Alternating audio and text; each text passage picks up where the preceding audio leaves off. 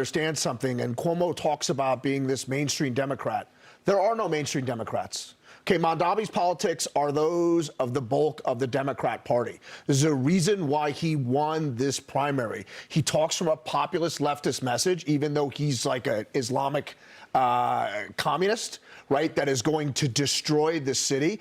There is no place for Cuomo, and maybe he had one good moment in the sun here, but like he's not tied to this.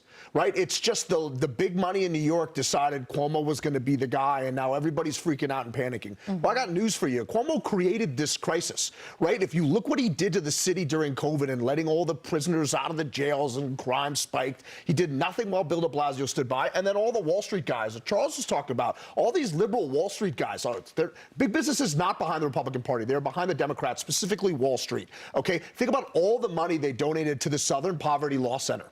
Okay, to BLM, to every nonsense liberal climate change cause over the last 2 decades. This is your comeuppance. This is what you get. And I don't want to hear the complaining, because this is the monster you created. You're going to get the government you deserve, because this is the government you voted for. And I don't want to see this city burn. But this is a giant gift for Republicans. Do you know how many congressional races, so many mayoral races, city races, state races were won by campaigning against Bill de Blasio?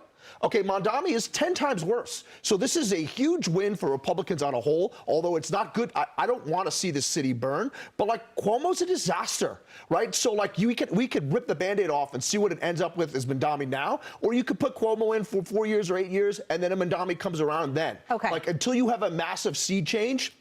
Once they leave here, they go to Florida. Here's what the Boca Raton mayor had to say about Mamdani. What do you make of this, though? Because, okay, so you've got a mix of names here, right? Some you might say there's a case to be made.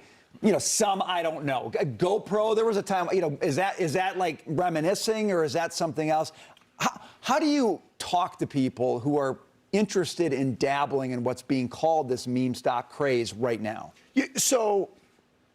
This gets created from short sellers who are vultures who want to put these companies out of business, right?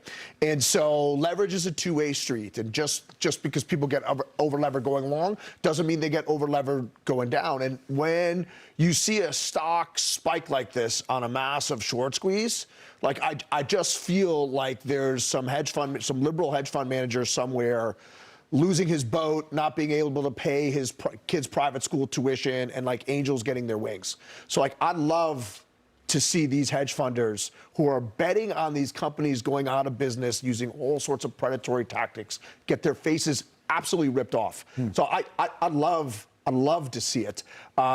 This is nothing like GameStop. We haven't seen that quite a move here. But are you encouraging people to participate? So you like seeing the big guys get nailed, but are you saying to somebody, hey, you should buy in on this? These are trades. I'm more of an investor, and so you need to really be in front of these and trade them and be in and be out if you want to make money, because invariably once these short squeezes ended, the stock just ends up back where it started. And then just to touch on, Charles, one other retail name that retail was way ahead of the institutional crowd, way ahead, Palantir. Okay? Way ahead. Way ahead. Okay, sell ratings across the street at 15, at $10. Okay. Every call Alex Karp got on, Alex Karp nailed him every time. You guys keep saying we're nothing, we are something, you know. I had a guy, a retail investor on my show yesterday. He's up 390% on Palantir, and he's not going to sell it because he bought. You can retire. All of Obamacare is a subsidy. It's fascism, right? You have the government picking winners in the private sector. It's it. They call Trump a fascist. Obamacare is pure fascism. Okay. The S&P 500 since Obamacare was passed is up 400%. You know how much United Health was up before it collapsed in November? 2,227. Okay. The amount of money that's been transferred from the government's pockets and from consumers' pockets to United Health in that time frame is staggering. The Affordable Care Act may be the most Orwellian name for a bill other than the Inflation Reduction Act. This is a colossal. And who has better health care over the last 14 years? I certainly don't. No one. I certainly don't. This is devastating. Thank God for John Roberts saying this is a tax. I'm really particularly refreshed by John Fetterman, smaller players investing in the way that they have an impact. So just a couple of things. If you look at this infrastructure investment as a percentage of GDP for AI, right now we're at half of where we were during the dot-com boom. and we're at 25% of where we were when we were building the railroads. So, and we are in the very, very early stages of this. And so if you look at the knock-on effects and the multipliers of building all these data centers, of starting to produce these here, it is going to be a boom for GDP for years to come. And the other big bear argument that you hear around this AI stuff is, where's the return on investment? Well, all we've built right now are the LLMs. And if you think about it from a skyscraper standpoint, a large language model, OpenAI, ChatGPT, Grok, Anthropic, these are merely the foundation, and the agents and the applications, which is where the ROI is going to come from. Okay, we have not even scratched the surface there, and they're going to use exponentially more AI infrastructure, chips, compute, data center than the large language models are. And these large language models are going to be much, much bigger 3 and 4 years from now. So this infrastructure, it is a scarcity issue right now. And when I see all these companies doing this, they're trying to get ahead of the scarcity that we have right now and that we're going to have for some time. I totally disagree with you, but I'll disagree with you next hour. Go ahead. Well, I just want to say I agree with you on the long-term vision. Unless you can materially bring down the price of oil, you're not going to do any damage to Russia, right? Like last year, the Europeans bought more energy from Russia than they put into the war in Ukraine. And so you're going to need to see the price of oil. We're looking at it $65 right now. You're going to need to see that in the 30s or 40s, which will hurt our suppliers here for an extended period of time. You can have to see nat gas collapse, which means we're going to have to lean on other allies to increase production. And so, I mean, we can make things unpleasant, but if they don't want to come to a deal and stop attacking, like we're kind of running out of options because we're 4 years into these sanctions, right? It's beginning. I agree. Look, I don't know about 30. Well taken. The two best neighborhood operations are Mamdani and Sliwa. No question. Cuomo has nothing below the surface. But look, do you want to get Cuomo and pull the Band-Aid off one little hair at a time, or do we want Mamdani just to rip it all the way off? Because Mamdani exists. Very graphic illustration. Right? Because Mamdani exactly exists. The Band-Aid doesn't stick if you're schwitzing like Mamdani was last night.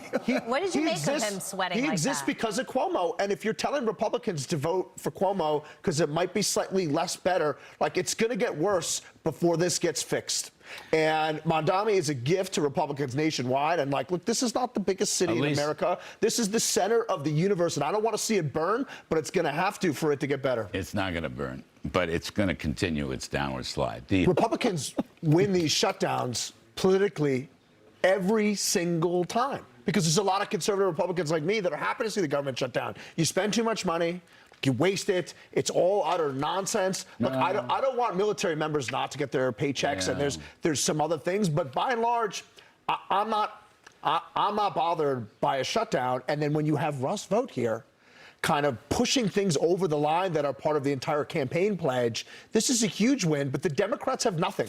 They have no impetus to force the Republicans to make any changes because they have a losing argument. And it's like with Mamdani. These are losing strategies in the short, medium, and long term. So where do we go from here? Well, can I just say, though, I get worried that they do. It's on the precipice of a deregulatory environment no one's even talking about. Lee Zeldin at the EPA. Oh. The endangerment finding, okay, and the Heritage did a study. Yes. The environmental regulations from the Biden administration alone cost the economy between $200 and $400 billion on an annual basis. You take those away, plus the endangerment finding, plus the CapEx boom. Plus the emissions. By the way, easing up. Look at the car sales. Look at the car sales. All right, Mary Barra, God bless her.